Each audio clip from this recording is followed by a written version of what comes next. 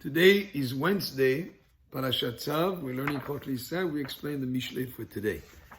Actually, the first pasuk of Mishlei connects to the pasuk that we learned yesterday in Mishlei.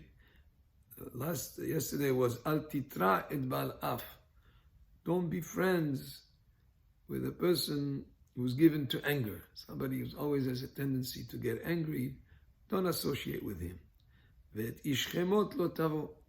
And don't get together with a person who has wrath, a person who gets angry. Now the Mishlei of today continues from that idea. Pen te'elaf orchotav velakahta mokesh nafshecha. Because if you associate with such a person, you might learn from his ways, and then you'll have a trap for your soul. In other words, you'll be a stumbling block for yourself. You might learn from his ways, from being associated with an angry person. And here it's an interesting thing. It speaks that it's a trap for your soul, because anger is something that affects the spiritual makeup of the person.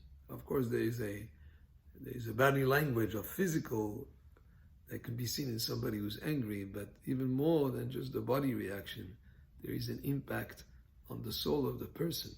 And therefore, don't associate with a person who has a tendency to get angry. You might learn from his ways, which should be a detriment to you. Al tehi betok'echav ba'orovim masha'ot, im en lecha leshalem, lama yikah mishkavecha mitahtecha. So here the Mishlei gives an advice, not to guarantee loans of people, because if you do, you might come to a situation where if they don't pay, they might come to collect from you.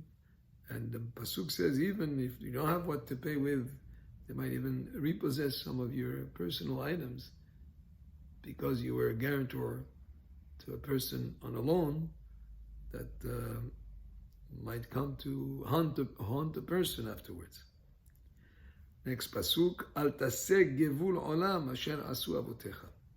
So this pasuk indicates that we should continue the traditions of our forefathers and do not remove the traditions that your fathers have set. In other words, this is something that sometimes we don't understand certain traditions. They're time-tested, they've been there for generations, and there's a reason for them, and therefore this pasuk tells us to continue to perpetuate the traditions of our forefathers.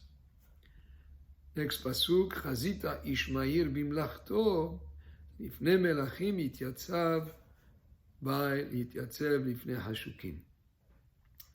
This pasuk means if you see a person who's diligent in his work, in his business, and everything that he does, he's very diligent, he's studious, such a person will stand before kings.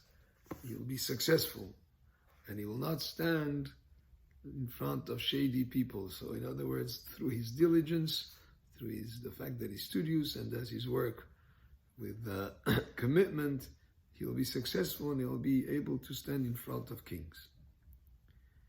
Next pasuk, and this is the final one, Ki teshev lilchom et Moshel bin tavin et asher lefanecha.